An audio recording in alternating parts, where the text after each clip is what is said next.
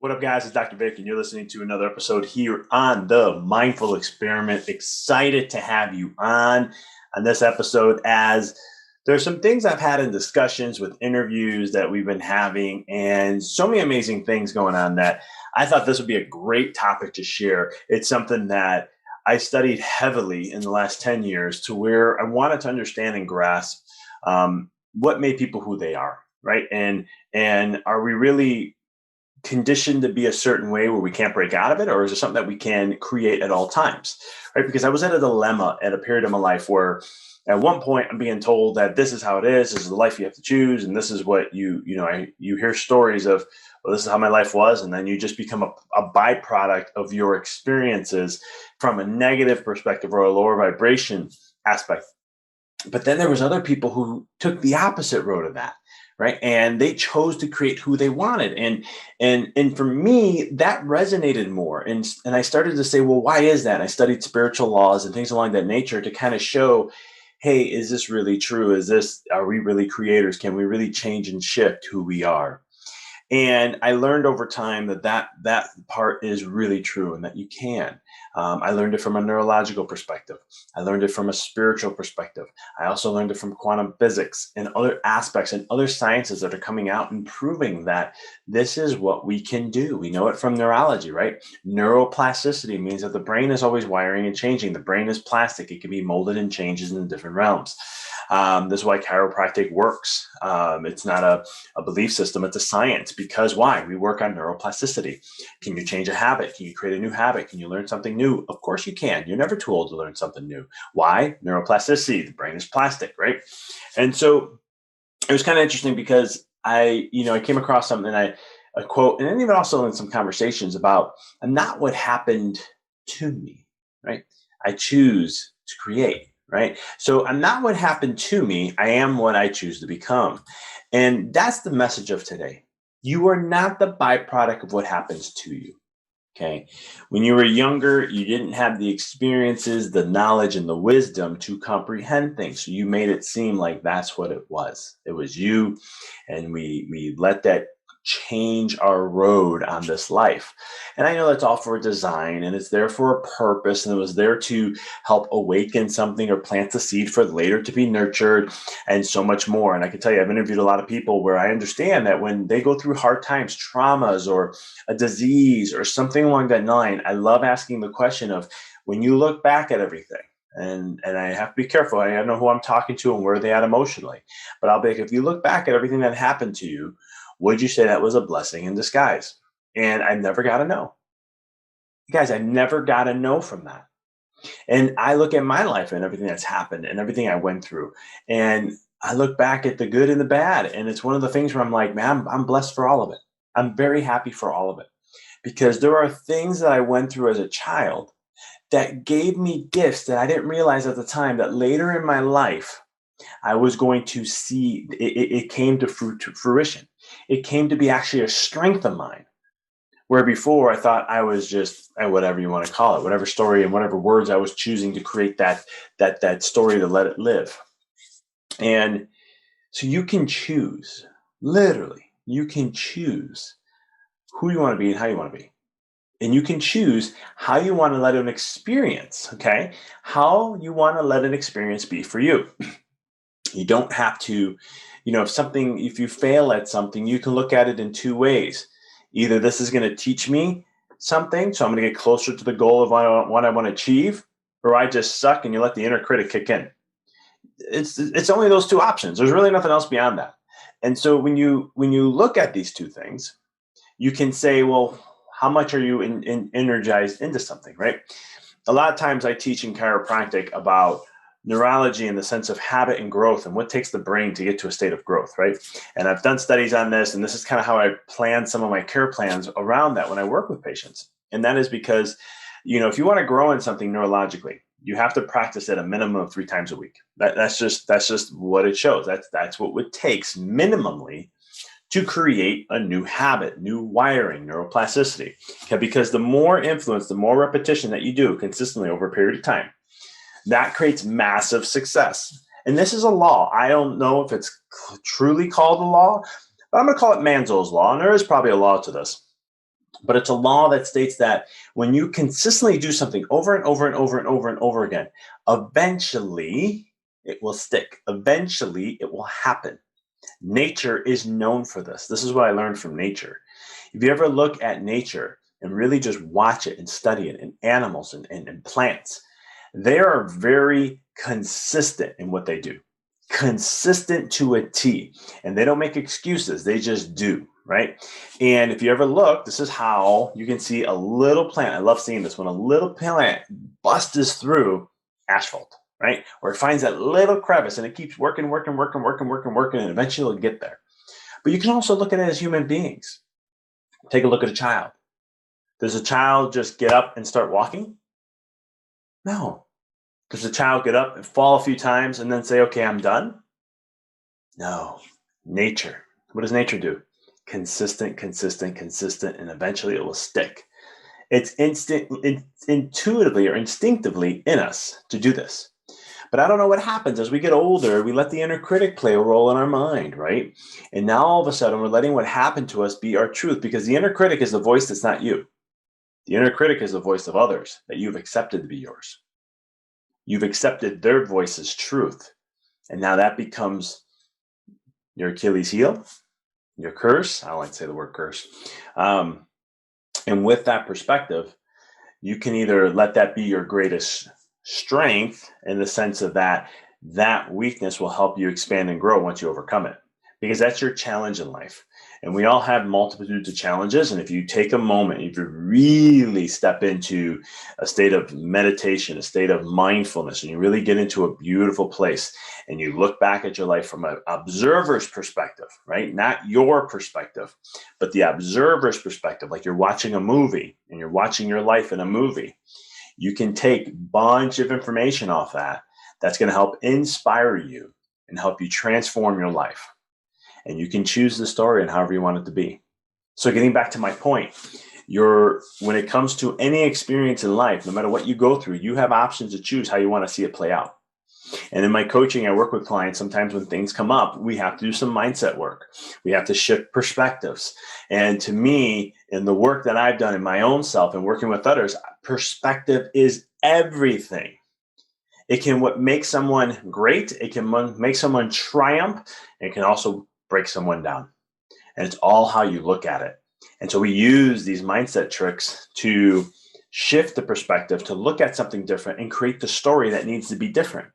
That in creating the story, not different, just in the essence of what it is that you want to create. And from that moment, that creates transformation. From that moment, we use the laws, things that have existed already, nature's laws, universal laws, spiritual laws, and we neurologically, and we tie it all together. And then we say, okay, here's the map on how to do this. You do this consistently over time, it works. The problem is we live in a society where I want it like this, right? And I was one of those. And sometimes I fall in those traps every once in a blue moon. And it's one of those things where in life, nothing happens like that. Nature does not shift like this. When a shift happens in nature, it takes time. Your body things don't happen like this. When things are going to shift, like disease or health, doesn't matter. They're both the same process. What I mean by same is the time frame, right? If you wake up one day and you go get x-rays, you have arthritis, you just didn't create arthritis that day. Or if you get a diagnosis, God forbid, with cancer or something like that, you just didn't have that day. Or if you had a heart attack, you just didn't get the heart attack that day. There was situations and circumstances that have accumulated over years to create that opportunity for that to happen. Just as the opposite is you take time and situations and circumstances and you create and support in a different reality, it can create healing and health. And those are where the miraculous healing things happen. So they're both the same thing in the essence of time, but it's the aspect of what are we showing up and what are we doing consistently that allow that to be. And so when you look at your life, the people who are great, the people that most people look up to, the legends in sports, the legends in business and tech, and the innovators, and so much more, they do the same freaking shit every single day. I mean, it's consistency. They show up every day being consistent in what they do no matter what. They don't get distracted by the shiny lures or what's the newest thing, and they just stay hyper focused in what they do. And when you get to that level of life, it may seem boring. And the reason why it may seem boring is probably because you've been so overstimulated that you need that stimulus, right, to keep you going, distract you in a sense, that you may have realized that you need to just slow it down and get more centered. And then it's okay to be consistent. I am very routine in a lot of things that I do. I wasn't like this before. Maybe in my diet and exercise, I've always been, but when it comes to other things, I wasn't. And now I'm getting better. I won't say I'm perfect. There's things I'm still got to work on and get better with, but there are things that I'm working on that I'm very consistent with. And when I got very strong about that and made those choices, it was interesting to see how my life play out a little different. And so my wife and I are like this in a lot of different ways. Like go to sleep at a certain time. We don't go out late at night. We eat a certain way. We do certain things. Our date nights are at 4 or 5 o'clock in the afternoon. I love it. Where we go out and we have dinner, and it's usually the older crowd that's there. And we're always just like, we're one of the youngest people here. But we love that because we get home and then we go for a nice walk with our dog, and then we wind down for the evening, read and so forth. But it's one of those things where we do enjoy life, but at the same token, it's also we do things very consistent in the essence of what we need to do for ourselves to experience more of what we want and what we desire. And so if you're looking to whatever it is in life, there's a universal law. Just got to stay consistent with what you're doing. It doesn't matter. It can be in your health, right? Okay. You can take a look at someone who eats right and exercises consistently, and you can already get an image of what their body's going to look like. Okay. You can also look at someone who invests consistently over 10 years, and you'll know that their net worth is going to go up like crazy. If you know someone who has a business and they show up consistently every single time doing the work they need to do, they're going to be successful in their business one way or another. And if you look at your mental health, if you look at your marriage or relationships, if you're consistently showing up in those with your kids and family, if you're showing consistently up in those, the more consistent you show up and do the things consistently, the more you're going to see the reward and benefit from it, because that is just neurology at the end of the day. It's the things we do consistently that make things happen. You got to also understand, if you want to look at it a different analogy, there's a level and a line. Okay. I call this divine timing because nobody knows what that is. It's just like when I have a patient come and say, "Hey doc, when am I going to be out of pain?" Or, "Hey doc, when do you think I'll get to this level?" I don't know. I don't know how to answer that because that's the divine timing line. It's the same thing if a client says, "Hey, when am I going to make my first 7 figures?" I have no idea. I can't tell you when that's going to happen. I could tell you what it takes to get the grunt work and who you have to be in order to do the things you want to have that. That I can do, but I can't tell you when. And no one can. So this is divine timing, this line. And the key thing is you have to build up all this energy and focus and concentration, consistency. And over a period of time, there's going to be a point where you cross it. And once you cross that line, then you get to experience what it is you desire. But you have to be that person first. You have to choose the story that you want to have. You have to know that you are choosing what happens to you in the story and how you want that to be relevant to your life. And once you do that, it changes the game. No matter what anyone else says, at the end of the day, you have to be so concrete with yourself that you need to know that what you're saying in your story is truth. Because it is your truth. Because when you start to understand at the level of what your words mean, the stories you tell yourself, the energy you put things towards, when you understand that, then you understand the power of your creation, my friend. And when you can get to that level, now you choose your life. You choose the experiences you want to have. Yes, the universe is going to bring things to you to challenge you because your beingness has to rise. Okay. It's all about vibration at the end of the day because the law of attraction always works, no matter if you believe it or you don't. And so your vibration is critical to that. And where you vibe is what you're going to create. You cannot experience something in life unless your vibration matches that, the law of vibration. And so you want to make sure that if the universe is challenging you, it's because you need to work on you more to get to that level. And that's why in my coaching and people I work with, I always work on you no matter what it is, because you are the creator of your life. So remember, you are not what happened to you. You choose the story and what that story means to you. You choose that experience and what you want to see it become for you. And from that moment, you can transform your life. So thanks for tuning in. If this is your first time tuning in, please subscribe. If you found this episode to be inspiring, pay it forward, share it with someone you know. And for my subscribers, thank you for tuning in and for your support. I greatly appreciate it. I have some good news to share. Whelp Magazine named The Mindful Experiment one of the top 20 podcasts to listen to in 2021. So I'll have that link in the bio for you to check that out. Yes, it's real. I was shocked when I got the email. I thought it was a sales pitch or something I had to pay to show up for. And no, it actually was an actual magazine online that credited us for one of the top 20 podcasts, which I'm very excited to be for this. I couldn't imagine, to be even chosen for something like this. So it's amazing that the work I'm showing up doing consistently, right? I'm going to tie that into the end of this message, is that I show up consistently doing podcasts all the time. And I have committed to this for over 3 years. And it's the fruit of your labor, right? We're getting close to our 300th episode. And it's just we've had over 100 and some interviews, 100 interviews I've already hit now. And it's one of those things where we've done the work.